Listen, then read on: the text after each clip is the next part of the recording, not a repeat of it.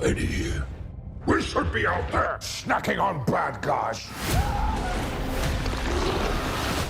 I am a predator. I need to be free. You have got to get control of your aggression, or you will get hauled off into Area 51. You live in my body. You live by my rules. I'm sorry. I don't know what came over me. Please let me fix it so I can begin again. You are a loser. Eddie Brock, I want to give you my story. People love serial killers.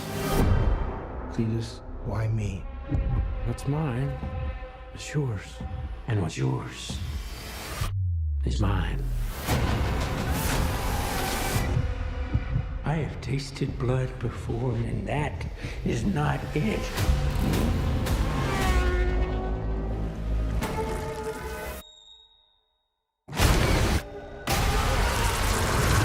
All I ever wanted in this world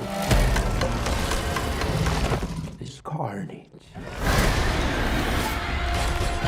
Welcome to the Marvel Cinematic University. I am your professor, Mario Rivera, and joining me is the marvelous doctoral student, ClycloneMC, who has a bachelor's in the MCU, a master's in the multiverse, and is going for their dissertation in Marvel Studies. Sly, how are you doing today?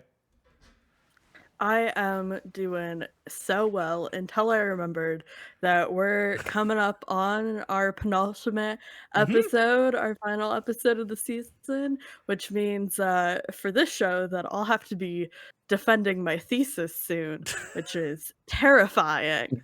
But other than that, so great. So excited to be here today with... That was me Right. tossing it over to you. Oh, okay. I didn't know if I was introducing myself, if y'all were introducing me. I would say normally that we're not alone in this vast multiverse. That's We of true. course have a special guest today, and that of course is Matt Storm. Matt Storm, how you doing? I'm good. I'm so excited to be here. Sly and us talked about this. Oh my God, PAX West of 2022. I wanted to bully I will my tell way you out of the podcast. exactly how this happened. You and I were hanging out at PAX West, Yeah. of course.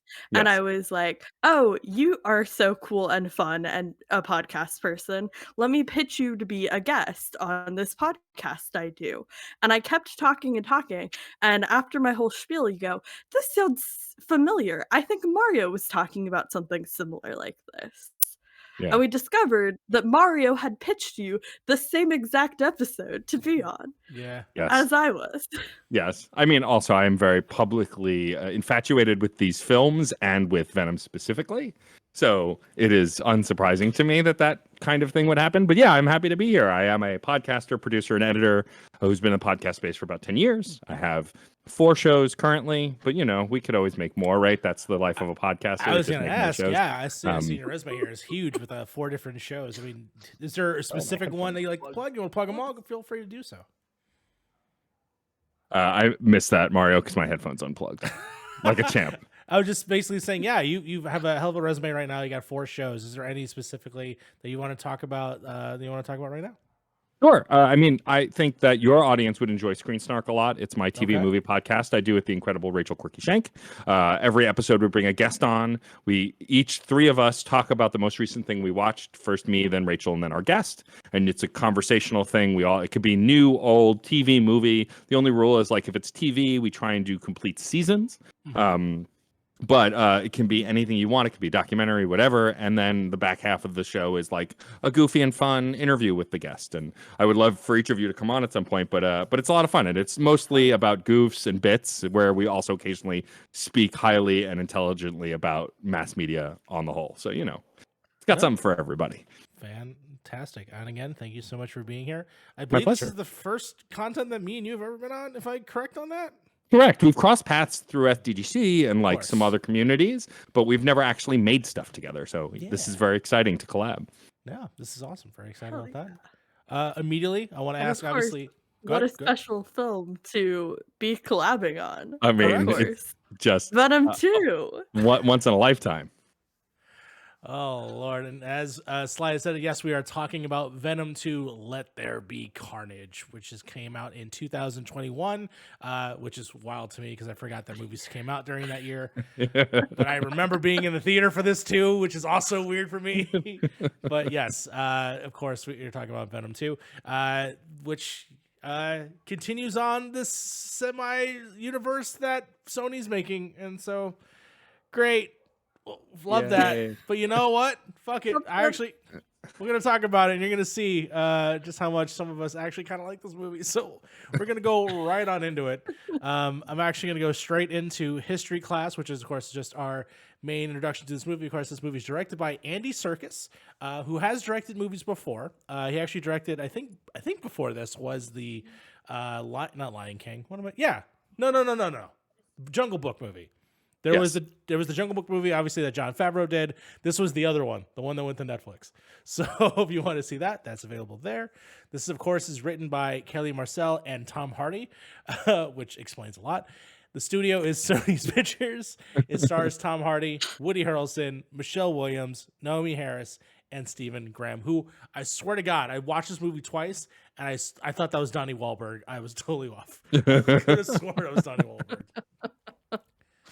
Nevertheless, where can you find this movie? Of course, you can find this on Stars currently. It is not recently introduced, by the way, into Disney Plus, which the three series of Spider-Man movies have been, which of course is the Tobey Maguire, Andrew Garfield, and just one of, if I'm not mistaken, I think Homecoming from Tom Holland's run, and Venom 1, but not Venom 2. So if you have to get stars for this, hey, Outlander's on there too. Outlander's a great show.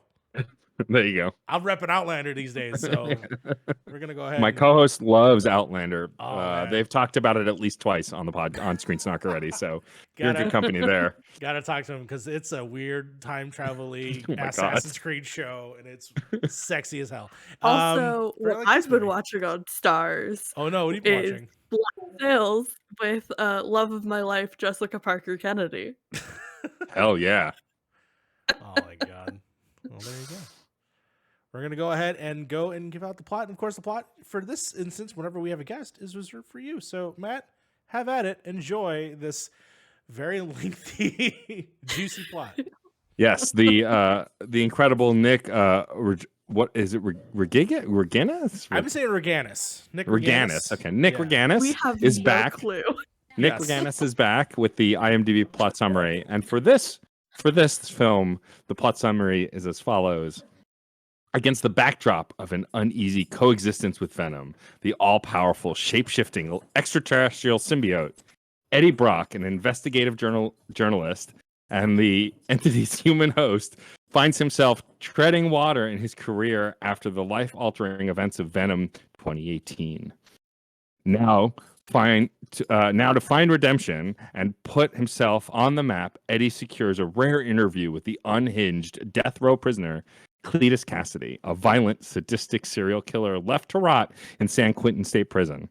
However, as a bickering Venom grows increasingly tired of depending on a strict, bland diet, and is determined to move on with her life, and unforeseen complications gives birth to a new nightmare and a fierce, unstoppable archenemy.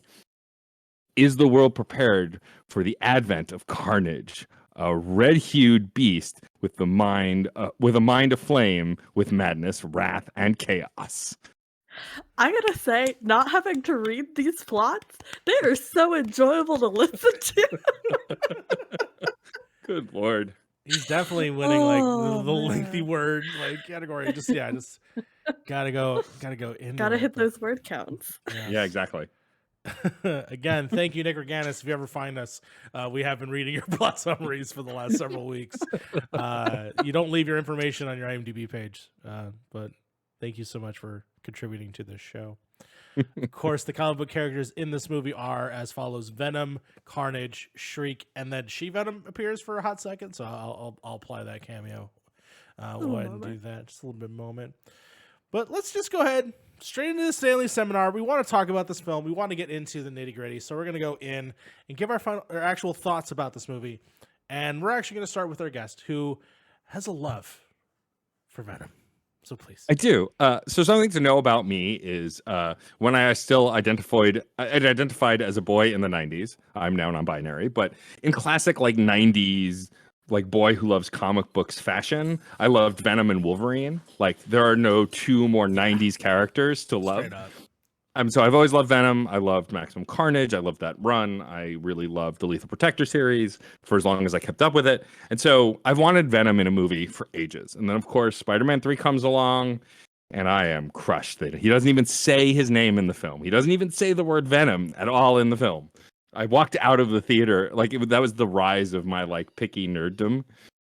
And so I never got a good Venom movie. Venom had been great in the cartoons, the Spider-Man animated series, when Spider-Man goes to space, I forgot what that one was called. Like all of those had great Venoms. The video games had great Venoms. Ultimate Spider-Man was one of the better PS2 games with Venom in it.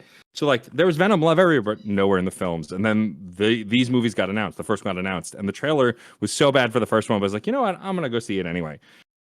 I fell in love with this stupid film. The minute he climbed in that lobster tank, I went, excuse me? Is that the kind of film we're making? And then, of course, they end that film with the reveal that Woody Harrelson in his terrible curly-haired wig that thankfully they got rid of for this film was Cletus Cassidy. And I was like, oh, I need a sequel. I need to see how dumb this can get. And God bless Andy Serkis and, of course, Tom Hardy, who really genuinely loves this character and loved the comic books and like has championed this in the same way that Ryan Reynolds championed Deadpool. And so we got a second movie and I love it. It is not good, but what does good mean, right? Like it's entertaining, it's fun, and it is so ridiculous. Like I didn't think they could top the first film, but like first of all, the special effects are actually really good. Like the symbiotes look great, Yeah, but like they look absolutely great in both. But the movies. dialogue, like there is a scene, like first of all, there was queer subtext in the first film. It is just queer in the second film, which is my favorite part. It's so gay. It's so I'm gay. out of the Eddie closet. It just like, and then the lines like when when Venom's cooking breakfast and he's singing either. It's like, and like as you guys stated in the first movie episode, like that's Tom Hardy arguing with himself, which is my favorite part. It's just and I love the supporting cast. Everyone seems like they're having a good time. They're either taking it too seriously in the best way, or they're not taking it seriously at all. I said this on Twitter earlier, but Michelle Williams in the second movie especially, like the scene where she's arguing with Mrs. Chen who has Venom inside, is like one of the best scenes in Marvel history. It's just so good. Yeah, I love it. I really do. I think that what I like about it a lot is that they don't give a shit. They just are having fun. They made it weirder than the first one. My only bummer, and I'm sure we'll get to it at some point, is the post-credit scene now, knowing what we know, is kind of irrelevant, which was a bummer because I got really excited in that post-credit scene. But beyond that, like, it's just a love story about a man and his symbiote, and I'm here for it. It's my favorite version of Venom, I think, ever. Very well put. Very well put. Of course, this is going to be my second time seeing this since the theater. Yes. This was my fourth time seeing this film. By the way, fourth time seeing this. Fantastic. But Sly, this would be your first time, I believe. Was, yeah. What are your thoughts on this movie? Well, speaking of our Venom 1 episode, we were kind of middling on that film. And, like it was fine. It just did not stand out particularly to me at least. And then watching Venom 2, I was like, "Oh, I get it now. I understand. I see where the love, where the fervor is coming from." I thoroughly enjoyed this movie. It was just solid all around. It was fun. It was funny. We all know I'm not a huge comedy person, but I thought this was genuinely fun and funny, and just overall I had some highs, some lows, but throughout the whole experience, I was just clinging to the joy that everybody seemed to have for the experience of making this. No, for sure. You could definitely tell that some people are just having the time of their lives. Like Woody Harrelson is just chewing up anything that he possibly can for every scene that he's possibly in. Tom Hardy is losing his mind in the VO booth, saying some of the funniest things that I've heard Venom say. And yeah, he it's not that he doesn't give a shit. He gives a shit. You clearly can tell. It's just that his character is just so flippant and can be so wacky and weird that it just works for some reason in this movie. And yeah, this movie is not the most craziest, like, earth shattering movie that we've seen, especially not even on any of the movies that we've seen in this show. But at the very least, if you just wanted a good time, this is just a good time. It's a 97-minute movie. Almost a tight 90. So close to being So a tight close. 90. So close. I burnt through this so quickly that I was like, oh, it's over. I forget how fast we get to that church scene, and then we're just like, all right, and then now we're done. Does this movie have very much a plot? No. I don't even know if it really does, but does that also fucking matter? No. Does it need it? No. No, you just need to see Tom Hardy acting a fool for like a solid second, and then some awesome action. I will say that's probably the one thing that I think Venom 1 had more of that I think this one lacked of, that the action scenes are too far in between, specifically with Venom. I mean, it's cool that he's in the suit roughly maybe the same time as much. Yeah. And there's not much of him interacting with other characters in that suit. Like, at least in the first Venom, there's like the chase scene, which is pretty fun. Then there's of course him fighting the cops in that, in that one building, and then into the big final battle. Here, Venom doesn't do much. It's mostly focused on Cassidy when he is eventually turned into Carnage, and that scene's actually pretty cool. Him doing a symbiote tornado. Oh my god. Which is wild. Ridiculous. In the best way. In the absolute best way. And I will say the direction of the movie, of it going just an extra further of adding animation to the actual like subtext of the story and stuff like that, just to add illustration. It was so interesting. Cool. The whole postcard animation, Yes. like sketch sequence was incredible. I thought that was so fun. Yeah, I think they did a really good job with that specifically. Some of the things that I mean are not necessarily great in terms of just characters outside of Venom and outside of Carnage. I think Annie doesn't really get to do a whole lot other than just to be, another, hey, we have to rescue this person. Even though they are so in charge when we first see them as like Venom, the She-Venom character. I thought that was cool. Yeah. It's little minor things like that in the middle of this very quick 90-minute movie. Overall, I mean, let's talk about it. Let's talk about the relationship between Venom and Tom Hardy. I mean, what are some of the aspects that you like that they do in this movie, the subtext of it, and just his general thoughts? I mean, Matt, what are your thoughts on Tom Hardy's Venom in this one?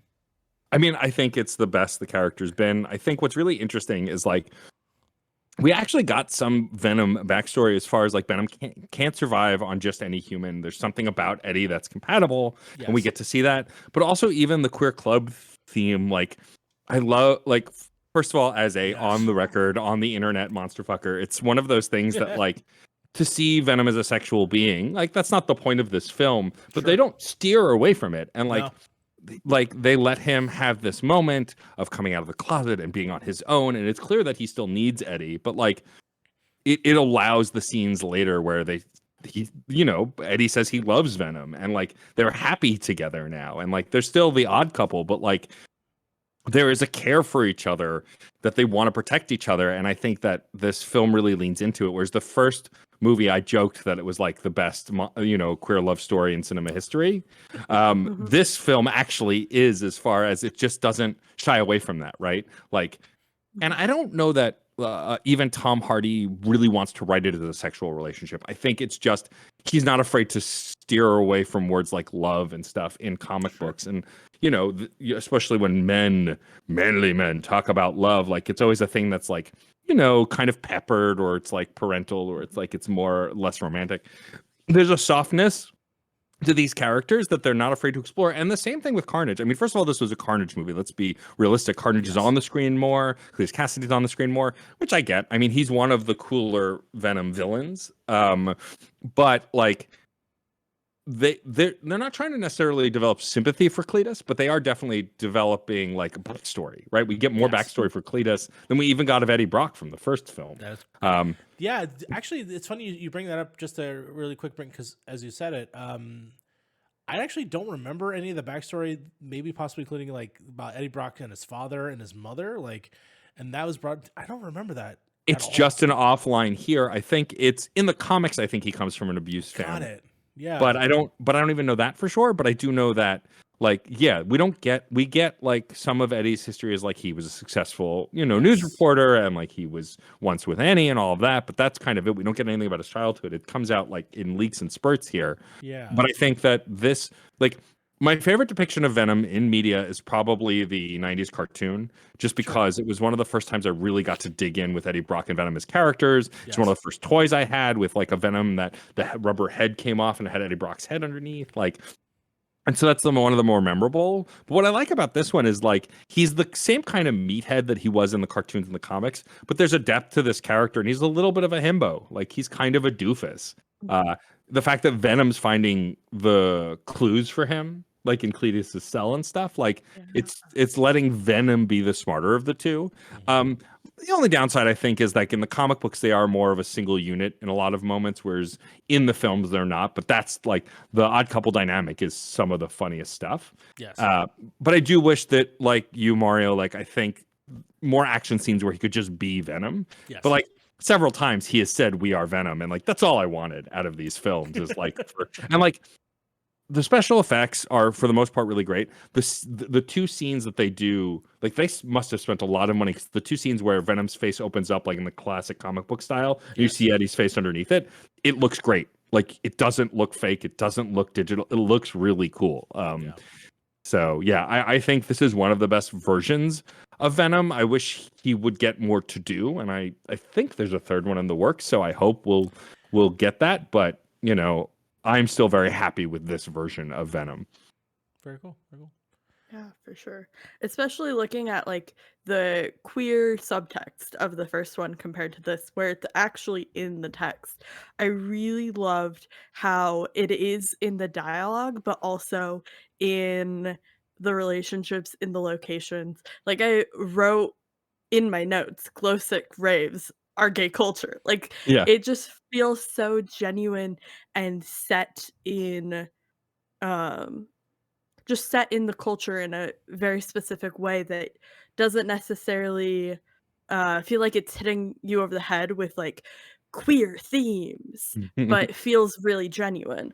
On the flip side of that, I did not Google if our cop friend is actually late deaf, because I didn't want to be disappointed. I doubt that actor is actually deaf, which sucks for me because I think like when we get deaf rep with deaf actors, it's usually like generational deaf since birth. We don't get a lot of like late deaf representation. So I didn't look that up, so I couldn't be disappointed. But it was an interesting to see how that tied into the character and how I wish we got to see more about like how the cop interacted with the world because of that experience, since it's so close to mine. Yeah, and also that character is kind of like I like that actor a lot. I've seen him in a bunch of stuff, and like he clearly was playing the hardened cop really well. Like it was an archetype, but he was doing it well. But my problem is like there's a scene later on before the movie wraps up where clearly he's becoming something, and I know he actually does become an actual comic book character. I can't remember who, I think but it's like Anti-Venom is the name of the character. Yeah, or something like that. But like it's just one of those things where like they show that, and maybe we'll get payoff in the next film. We don't know. We don't even know for sure when we're getting the next film. Supposedly there's going to be one though. And so like that's fine. I don't think that was necessary. I think we could have thought he was dead and then he show up later or something. I also don't love, so it's funny in the first episode, the first film's episode, you talk about how this had the MCU problem of like first movie villain is like the hero. Riot is essentially exactly like Venom, and he is in the comics too, but he's part of a larger crew in separation anxiety that makes him more central than here.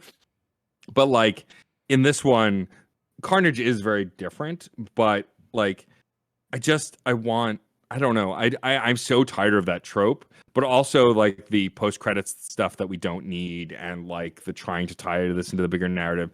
None of that was really necessary for this. I know why they did it. Also, the trope of killing off the villain after one movie, right? Yeah. Like the MCU has mostly avoided that, right? Like we thought we would never see Loki again. Now we've seen him a bunch, and like they've kind of, since the initial movies with each character, they've mostly avoided that trope.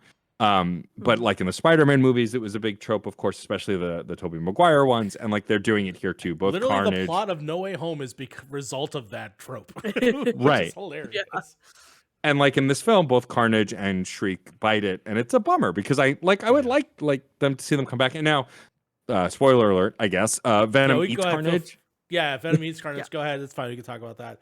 But It's to connect, just to Yeah, connect go with ahead. that real quick is to be connecting to the No Way Home after credits Yeah. thing where they leave a little Venom, so it's like cool. There might be another Venom there, and there might be Yeah. Carnage in another universe. Again, I don't know. It's all weird.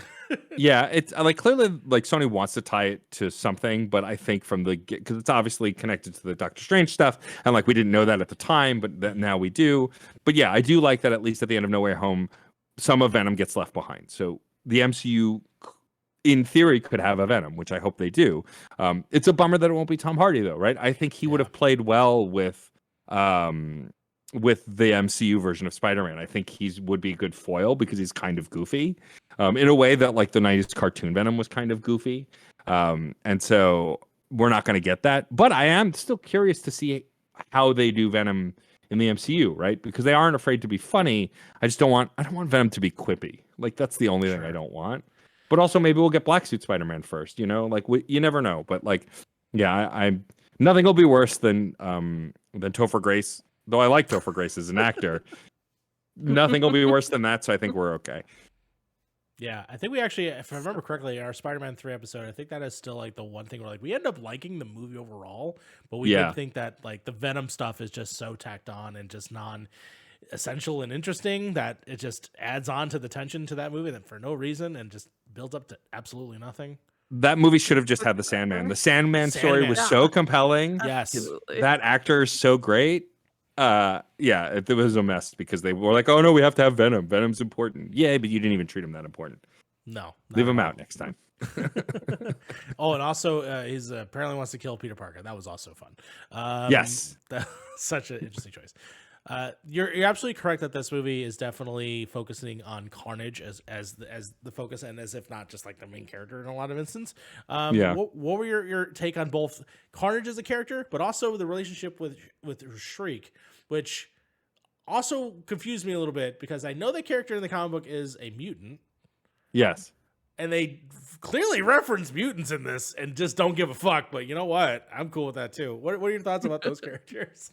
I mean, Shriek and Carnage do have from what I remember, now mind you, this is mostly the video game Maximum Carnage, but I did read the comics also, but it's been a while. I believe Shriek and Carnage and Cletus are involved in that comic franchise. When I read up the IMDb or the fandom page for Shriek, it is fact, they do have some sort of connection. So I thought that was interesting. I like this version of Carnage. Like, do I think Woody Harrelson is doing a good job as Cletus Cassidy? Maybe. I think he's having a great time, and so I'm having a great time. Yeah. The minute he gets like the Las Vegas like fire shirt and like looks like a teenager, I'm like, oh, this is so bad, it's good. But like I did like the characterization of Carnage. I do like that him and Cletus didn't get along. That's a little bit of a departure from the comics because I think they were like made for each other, but I think they do like I think it is narratively sound that like they aren't as meshed as well as Eddie and Venom. Like that's the whole plot thread, so I get that. Yeah. But I think he looks great. This is like that whole prison scene. Like I think the reason we got the same amount of Venom here as we did last time is because there was so much Carnage between that and the escape scene where he webs up the stuff. Like it just looks so cool. It's done so well. And so I think based on, the kind of caricature he is in the comics and can be in the comics, I think we got a pretty good version of him. Same for Shriek. I mean, I love that actress. I mean, she's played bit parts and played this kind of villain archetype in tons of stuff. Like Pirates of the Caribbean comes to mind. She was the witch doctor. But like, I really think that she did a really good job. I think starting the movie with their like forlorn relationship as kids was interesting. Yeah. Not necessarily good, but interesting. Love the But I like voiceover work done in that scene too, which is also just hilarious. so awkward. Yeah. But I like this version of him. I don't think it's the best version of Carnage we've seen, but I do like it, and I do like how we see the character kind of change and evolve, and that the symbiote is only out for itself later on. I think it serves the plot for sure, what little plot there is. But the high marks is definitely for how it looks. The special effects are phenomenal.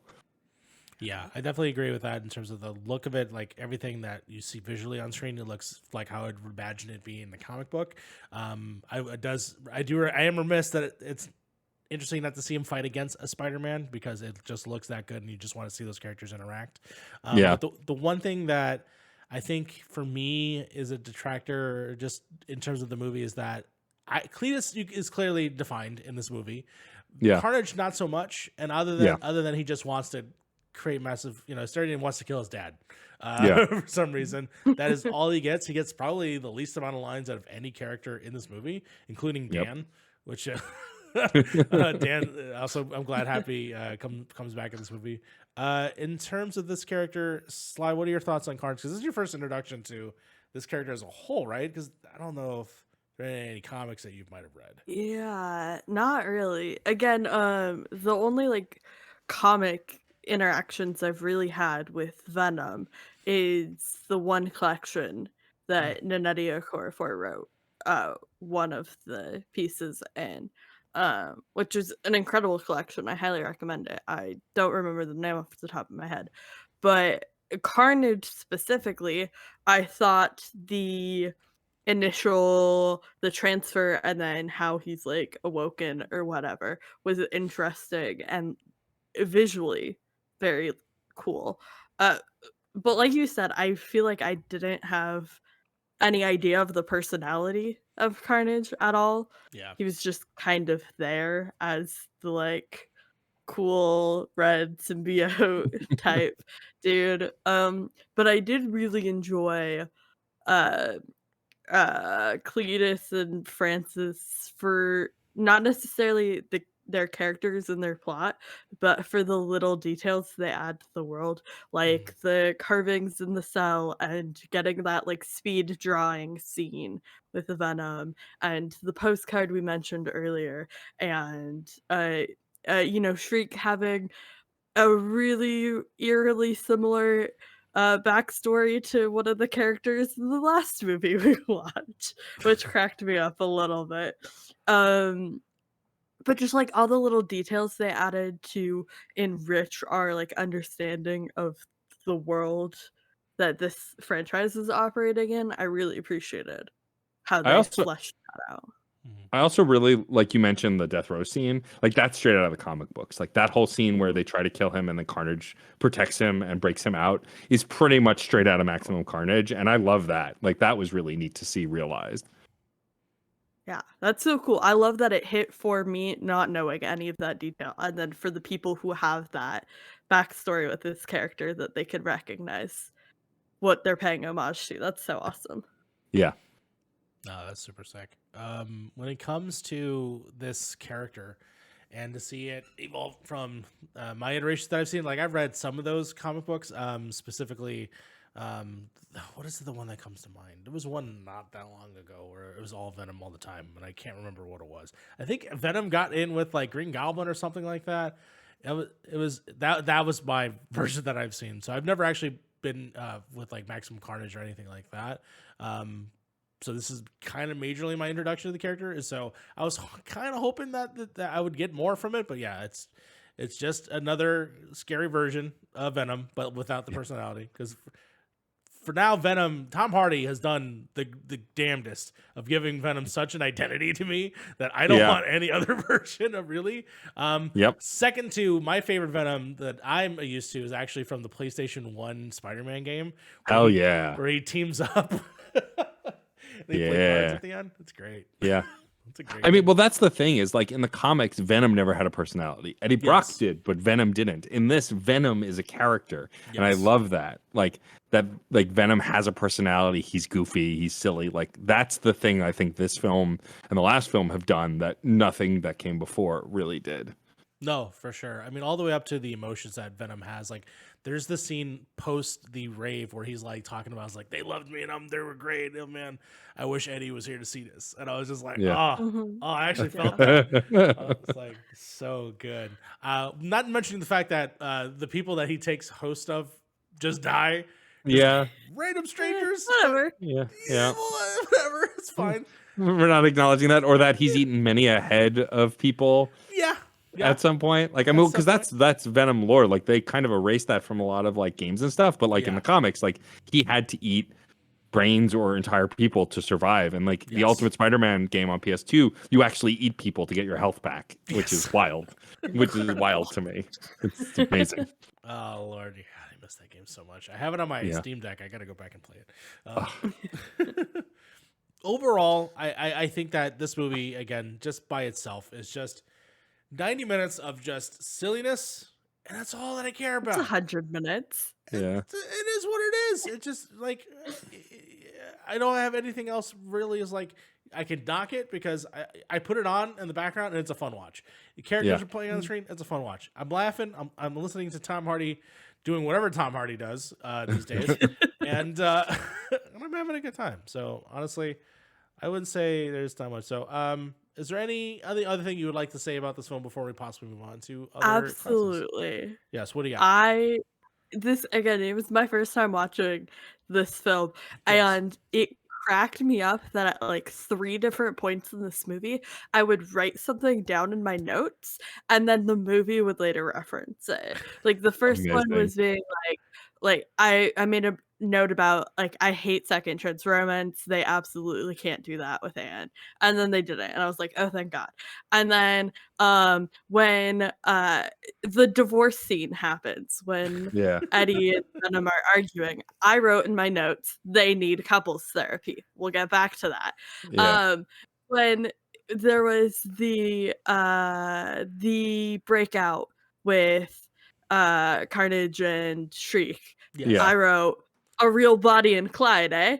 And then a couple minutes later, Mulligan literally makes the Bonnie and Clyde reference.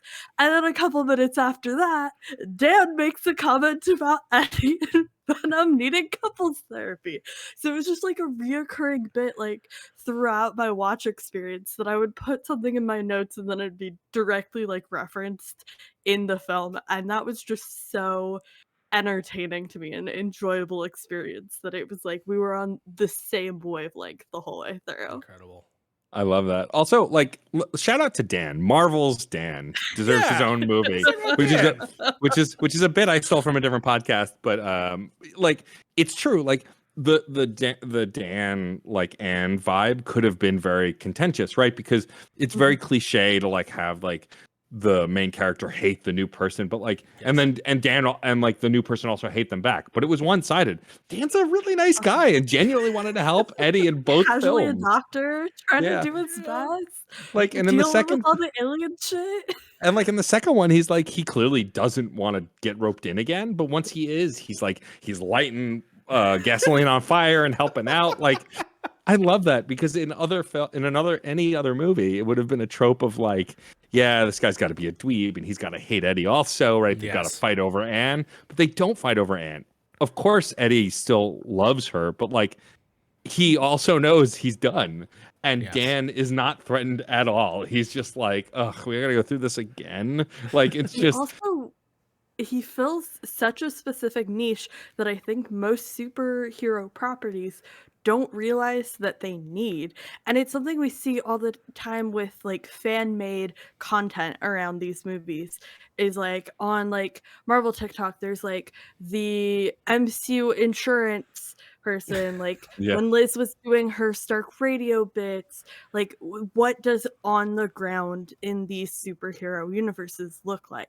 And having a character that fulfills that perspective, that on the ground regular dude just trying to deal with all the bullshit craziness going around. Just trying to be in a is such- relationship with a woman that he loves. Yeah. Right. Roped in with her It's such an ex-boyfriend who interesting has perspective. aliens. Yeah. And it hits, obviously. We love Dan. Yeah, Dan's the best. Without a doubt, one of the nicest dudes. I just, want to give Dan a hug. And they easily could have killed him off at the end there, where he starts setting a fire to Venom. But no, they actually, I think Venom actually, it's not Venom, sorry, said Violent Carnage. But Venom, I think at the end even says like he likes Dan, or like I respect you, or something like that. Like yeah. Like he was actually genuinely like nice to him, and like there was some semblance of like growth in that brief moment before he runs, which was neat. And I thought that, I think that's just wonderful about that you can do with that character specifically. The one thing I did want to ask you both, because this movie plays fast and loose with this thing, and we've been saying this for years, kind of got a confirmation that obviously this is not in the same universe as Tom Holland, but they play fast and loose in terms of like, and we're going to talk about this again in Mobius, in this movie and the newspaper, it is the same newspaper headline as, not headline, but like the logo of the Daily Bugle as it is in the Tobey Maguire films, if I'm not mistaken. Correct. And we now know that obviously he's not in the Tom Holland one. Is your thoughts that he's in the Andrew Garfield one? That's never been confirmed, and there's no Eddie Brock that we know of. I mean, it's possible. Like there has been a lot of love for the return of Andrew Garfield to that role, even though like I've rewatched those movies recently. They're still not good movies, but But he's very good and charming in the role, and he was of course even more charming in his reprisal of the role. And so like it would be cool if it was the same universe. There's nothing supporting that, but we don't know. I mean, the big thing that I've seen online is like in that universe there doesn't appear, like we see J. Jonah Jameson's son. He's the astronaut, but we don't see J. Jonah Jameson. Correct. Famously, the Andrew Garfield movies didn't want to try and recast, and then the Tom Holland ones just brought what's his name? J.K. Simmons back, because of course they did, because he is J. Jonah Jameson. Yes. So yeah, I mean that glaring omission of J. Jonah in both places is interesting. There's nothing confirmed, but that would be cool. It would be cool if that we got a later Venom film where Andrew Garfield gets to reprise the role again, maybe not for a full film, but like to cameo to help Venom. That would be neat. That would be neat. I really hope that they make that come to pass, because at the very least, it gives more attention to the world that they have, and I would respect that personally. Yeah. Okay. All right. Well, I think we're going to go ahead and start moving on to our other classes here, and we're going to start with drama class, where we're going to reenact some of our favorite scenes. Now, I've gone ahead and picked some of these scenes. Some of these obviously have mostly Eddie and Venom talking to each other. I think I have one here that has 3 people. Yeah, the first one has 3 people. You, Matt, have already said you want to be Venom. All right. So yes, I would like to be Venom. And then we're gonna go ahead and then go through this. You have one line in this first one, so enjoy this one. Sly, would you want to be Cletus or do you want to be Eddie Brock? I really want you to be Eddie, because I want to just experience you two going back and forth. So Okay. All right. Oh, that means I'm kicking it off. You're kicking it off. So this is Totally obviously prepared. This is the end of the movie. Cletus has his final lines here. Okay. I'm a killer with or without the monster Eddie. You know what I really wanted? What was that, Cletus? I told you, but you weren't listening. I'm listening now. He looks very sleepy in the scene. That's why He does, yeah. It really I'm does. listening now. I wanted your friendship. I'm sorry, Cletus. Fuck this guy. What I wrote in my notes, fuck this guy indeed. Watching it again, I had a huge laugh at fuck this guy. I was like, oh yeah, this is where they put the F This word. is good. It's very good. Very good. Well earned. Well earned. All right, then we're gonna go ahead and move on to our next one. Of course, is Venom and Eddie talking. I believe this is actually when he's on the bike, if I'm not mistaken, after the and meeting. So we're gonna go ahead. I'm gonna have you kick it off as Venom. Eddie, I apologize that I can't mend the heart emotional pain hits much harder and it lasts longer. You just need to pull up your big boy pants and take it. Well, that's easy for you to say. Why? Because I'm a reboy and you're just an amoeba. I will only take that because we are hurting right now. Don't worry, buddy. I will get you through this. It's a good heart to heart. It's just the Fucking best. God. It's the best. I love Venom being all genuine, and then Eddie just being like, "You're just an amoeba." So good. And I gotta try to do like Eddie, like Tom Hardy's like affected New York accent, but clearly it's fighting through his Australian. Yeah, it's great. Yeah. It's wonderful.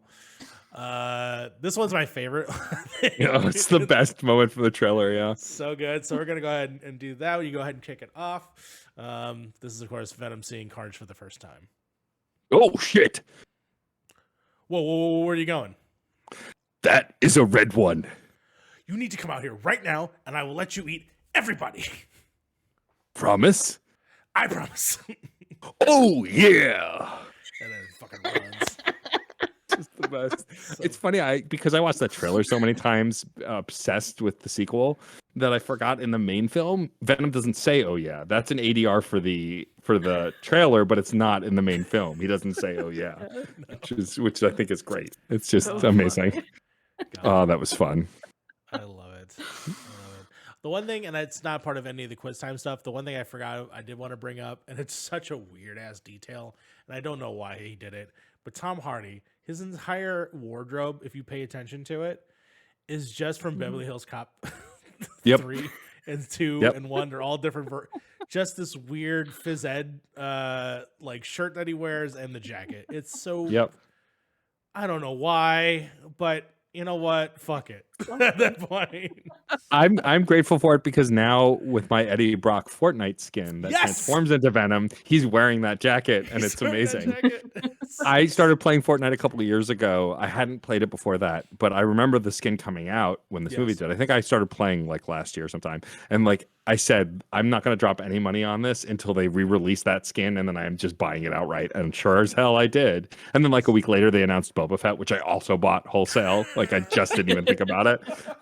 But my favorite thing is to just run around and like transform into Venom and then start shooting people. It's the best. Incredible. So dumb. It was so dumb. But I love it so much. Goddamn Fortnite. Give me back my money. And that concludes drama class. We're going to go ahead and move into music room. Superhero movies of this era are remembered for their original soundtrack. Does the music in this movie hold up or have any songs that are still bangers today? Now, this category, this section that we talk about, was actually introduced because of the original Spider-Man movie. Right. It's the Chad Kroeger, hero with Stain. Yeah. I can't say there's much in terms of music in this go around. No. Nothing that stands out. There's one that stands out, but I'm saving that because it's part of our quiz time. But that's all I'm going to say. Okay. I did not write down what it was, but it was the one. Okay. My notes are so helpful here. I wrote "They love each other" heart. And then I wrote "great needle drop," but did not write what the needle drop was. And then my next note is "love a telenovela." So I have no idea what I was talking about, but one song did stand out to me at the time. It's the end song. It's the one right before the credits. I think. And that actually is connected to what we're gonna move into next, which is quiz time, where I get to ask you questions about this, and we're gonna gather all these points. Obviously, the points don't matter, and these questions are stupid, so that does not matter. we're gonna actually start with the first question before I get to the right question. Does Stan Lee make appearance in this movie? Now, Sly, I'm gonna give Matt a chance first. Matt, does he make an appearance in this film? Even though at this point he is hella dead. Continue. I don't believe so. I know that he made an appearance in the first one, but I like through technicality almost, but like I don't remember. I don't think he does in this. So in the first one, he actually has a conversation with him. Oh, he does. Mistaken. Yeah. He has a conversation with him. Sly, do you remember seeing Stan Lee in this movie? The only place I don't remember seeing him, but the only place that I could, like, looking back, could maybe see him popping up is we did get a couple newspaper flashes, Okay. Mm. and I could see him being in one of those, but I was not paying that close attention. You might have subconsciously did that because yes, he's in fact on the newspaper Okay. in Miss Chan's convenience store. He is on the Yeah. newspaper as they're talking, Yeah. having that conversation. So Yeah. yes, Stanley does make an appearance in this. I'm just Amazing. so good at spotting the Stanleys Yeah, there you after go. There you go. 2 seasons of this fucking show.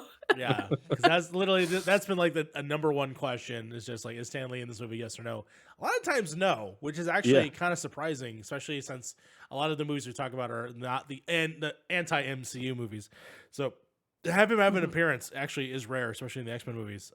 Unless it says Excelsior randomly on a screen somewhere, then we count that as Yeah. well. We're gonna go and did I not have a third question? Doesn't matter. We're going straight to the second question. Andy Serkis wanted to give this movie a different title than Let There Be Carnage. Which pop song inspired this choice? It's gonna be a multiple choice. It is A, Love Will Tear Us Apart by Joy Division. B, Personal Jesus by Depeche Mode, which I'm missing in either. And C, Mad World, Tears for Fears. Matt, you get the first choice.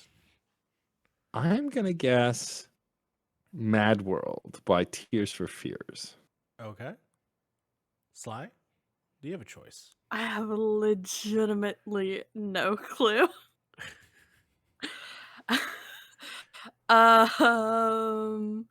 You know, I'm gonna go with A. I'm gonna go with Love Will Tear Us Apart because they do literally separate throughout is a true. good chunk of this film. You're That's right. true.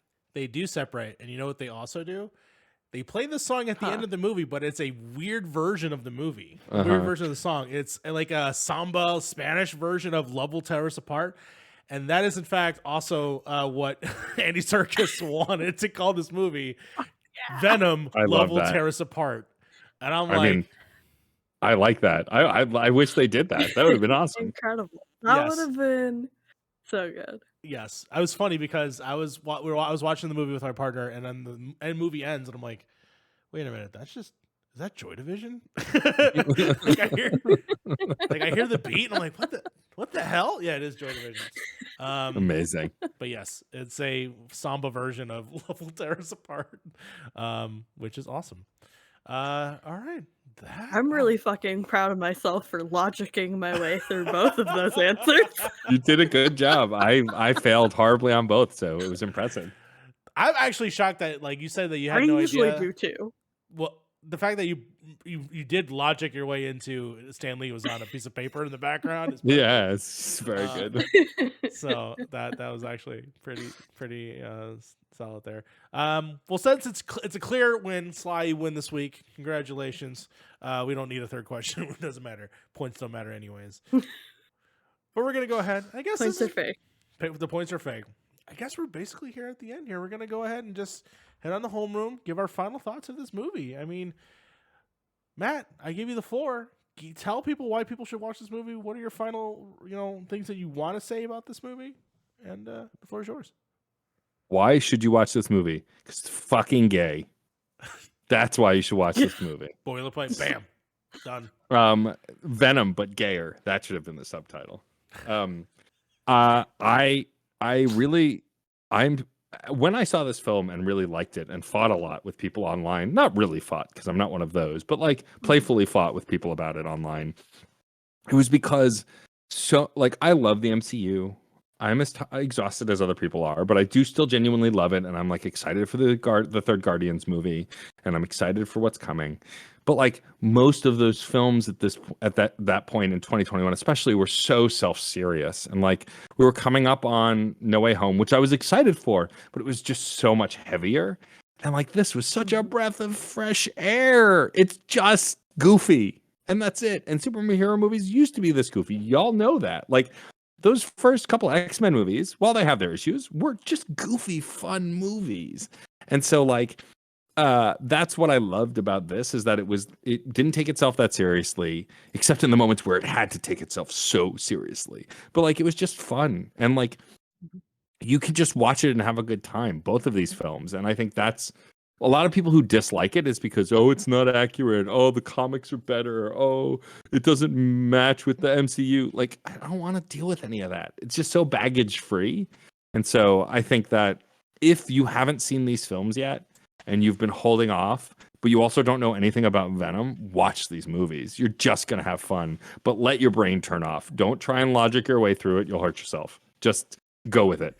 Like a wave, just fall into the undertow, let it take you away into the symbiote ocean. I want to say something specifically that you brought up, and it's really the logline of this entire show, which is the reason why I'm going through the journey along with Sly is seeing this for the very first time. I'm seeing all these movies all my life. Yeah. And all my life, I've always judged them on they're not like the things I like growing up as comic books or any other media, or now the fact that we do have the MCU and I'm so spoiled with the fact that things are super connected. I lost track of that until when I watched all these movies individually and get to experience them on their own.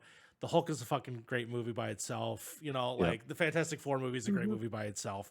Daredevil, fucking silly. We love fucking Daredevil on the show. Oh my god, that film is that version of. I like Bullseye a lot. I'm one of the few people who actually like Bullseye as a character. He is our guy. Like a good and Colin Farrell has had a career. Bullseye, Penguin, he's run the gamut. But I love his Bullseye. It's so dumb. It's so dumb. That film is so dumb, and I love it so. And Michael Clark Duncan, rest in peace.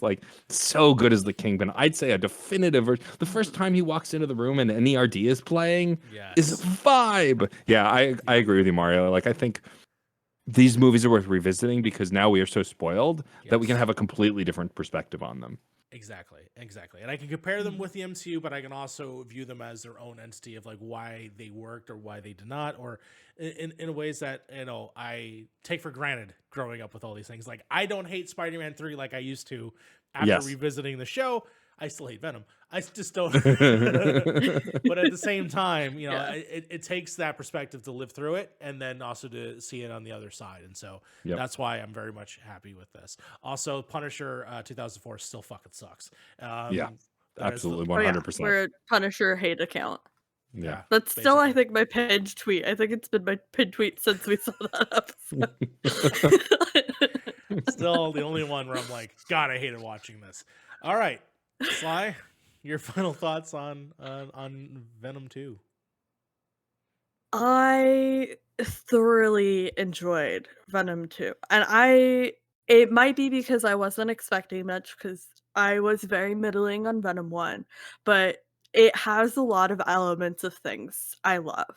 Right? It feels like it could stand alone. Obviously, we benefit so much from the backstory and the story we get throughout Venom 1, but Venom 2 does feel so contained, and I love a focused. Story is, but it's fun and it's contained, and you can really enjoy it as a standalone piece of media, and also it has a very strong a narrative on different types of love, very much in how I feel about the Eternals, actually, which had such a strong theme of every different type of love throughout that movie. And here we get to see so many different displays of love, of different types of love, in really interesting ways that just give it such a well-rounded emotional experience. There's the obvious Eddie and Venom. People have talked about that at length, but the familial love that we see on Anne's part to Eddie, and the unrequited love of Eddie to Anne, and Anne and Dan being such a strong couple, and how outside forces are influencing that relationship is such a strong theme throughout it. Also, the connection between Anne and Venom that we get to see when Anne's flirting with Mrs. Chen, just how that playful that is. It's so fun. I just really enjoy a film that has such a strong emotional center, that not having a strong narrative center doesn't really matter to me, right? Because you feel so in it and so connected throughout the whole movie. So yeah, I'm very high on Venom 2. I thoroughly enjoyed this. I had a fucking blast. That's all I came here to do. I can't remember. I remember seeing Venom 1, and I don't know. I think I said this in the last episode, and I was like, "Oh no, this is bad." Blah blah blah blah. It's not connected to the MCU. Blah blah blah blah. And I think I revisited for this show or whatever it was, and I like came around on it real hard. I was just like, yeah. And when I gave it in its own terms, like it's its own. I think I did do it for the show. It's just it came to terms that like, yeah, this is just a fun, just little quirky superhero movie. Venom Let There Be Carnage elevates that too in a whole other degree, and it's just enjoyable on its own. Like it's just so goddamn silly, but it knows it's silly and it's having fun with it. And just Woody Harrelson kicking a convenience store clerk in the face just so he can go on the internet and go on and use the Venom to go into the internet. This movie doesn't give a shit. It doesn't give a shit what you think, and that's okay. And it made a lot of money. And that's fine. I love that Carnage can just hack anything. He can hack the planet. And Incredible. I'm all up for Such a brilliant detail. Yeah. Just such a and Tom Hardy again, such a treat just to have him both be behind the voice as Venom and be this such a goofball of a human being that everything just works in the silliest ways. And again, tight night, almost a tight 90. You got me in and out. You got the story through. This movie succeeds where a lot of movies fail, compared to a lot of stuff we've seen here and just general movies in all. So yeah, I give this silly bad movie a A+ in my book. So definitely. And I cannot leave this episode without mentioning my favorite moment in this entire film. Yeah. Is when we referenced brains as canapes, because I did just write my notes canape brains and then a lot of laughing. Yeah. Venom has some of the best lines in the entire film. Like it's just like the scene that we read of him consoling him on the bike. It's just like, oh, it's so good. And then again, like I said, he sings neither, neither, either in the Venom voice. Tom Hardy is in a booth somewhere listening to that song. Either, I say either. Either, neither, neither. It's just so good. While Tom Hardy is sitting there dejected, like, and just breakfast. The tendrils. It's so good. Getting his mail. It's the best. God, every time I watch that scene, I notice a different thing a tendril is doing, and it's never disappointing. Oh, shout out to Sonny and Cher, by the way, the chickens. Love Oh the my chicken. God. Love the chickens. Some favorite characters. Oh man, that $2,000 television though. My God. Oh, bummer. Bummer. All right. Well, that basically goes ahead, and we're gonna go head on home. If you can, Matt, go ahead, plug away. Tell us where you are. Where can people find you? Thank you. First, I want to thank you for having me on the show. Yes, this thank was you. a genuine pleasure. I love that the brand of loving Venom probably too much is so strong that here I am. If you have a podcast that you want to talk about Venom or Venom 2, hit me up. You can find me mostly on Twitter while it's still alive, DJ_Stormageddon. It's where I'm most active currently until it bursts into flames and launches into the sun. You can find everything that I do at DJStormageddon.com. I host 4 podcasts, 1 on my own, and then 3 with some incredible co-hosts. I do 2 video game podcasts. 1 is a BioWare podcast that has now moved on to the Dragon Age franchise. We finished all of Mass Effect, and now we're doing Dragon Age Origins, which has been, let's say, a rocky experience since, it still totally has tons of bugs, though I love the game genuinely. I have a video game podcast called Fun and Games that I do with the incredible Jeff Moonen. Reignite I do with the incredible Frankie Bradley Lestrange, who is an awesome co-host. But I do Fun and Games with Jeff Moonen. It is a broad video game podcast covering different topics within the industry. We have guests on. We just did a big whole special on PAX East, which I was at, and got to interview a ton of really cool developers, including the narrative director for Coffee Talk 2, which is timely as of when we're recording. And then I also do Screen Snark, which I mentioned earlier, with the incredible Rachel Quirky Shank. It's a fun romp. You will see both of these hosts on there in the nearest future because I want to have them on. And then I do an interview series called it used to be called Crash Chords. Now it's called CPOV Autographs. It's an interview series. I interview bands, comedians, burlesque performers, pretty much whoever wants to come on. It was bi-weekly. Now it's monthly. There may not be an April episode. That's the passion project one that I just kind of throw things at. So that one, but they're all worth listening to, worth checking out. And then of course I'm an editor for the Game Informer show, Alex Van Aken's incredible weekly news podcast for Game Informer. Definitely worth checking out. I've been on it a few times as well, and I love editing it. I think that's everything. And if you want to get at me for my opinions on Venom, like I said, Twitter's the best place to do that. Fantastic. Sly, where do people find you? When this posts, you can't. I will be on hiatus for the first half of May. I have not taken a break since I started creating content regularly, and I've since acquired 4 shows. I don't know how that happened, but I'm nowhere until the 15th of May. So don't try to find me. If you want to know where all of my shit is, it's at the same place as usual. Fair enough. At this point, the Avengers thing has that has happened at this point. And that has happened. Yeah. Is it a visually to watch again? No, it's not recorded because copyright issues. You missed out. Missed out. Should have been there. Anyways. Of course, you can find me over at that Rivera on Twitter, and you can find me here at Point in Progress, where we do a lot of our different podcast shows, including our main podcast, Point in Progress. You can find me whenever you want. I'll talk Venom with you. Let me know. Invite me on your podcast. It's all good. This has been MCU Venom. Let there be carnage. We're gonna go ahead and say class is dismissed. Goodbye, everybody. Bye. Eddie. I'm out of the Eddie closet. Thank you, one person. That was my favorite line. I forgot to say in the episode. Yeah, I love you. Thank you, one person. It's just such a good line. Whenever anyone compliments me on Twitter, I use that gif and go, "Thank you, one person." It's the best line. Great. Cool.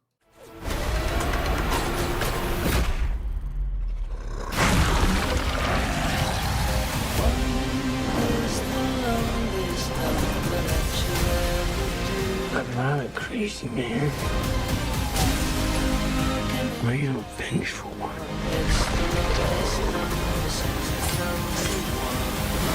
Oh, shit!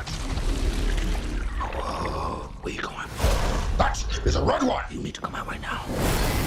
I will let you eat everybody! Promise! I promise! Oh, yeah! Eddie, you feel like home to me. Like family.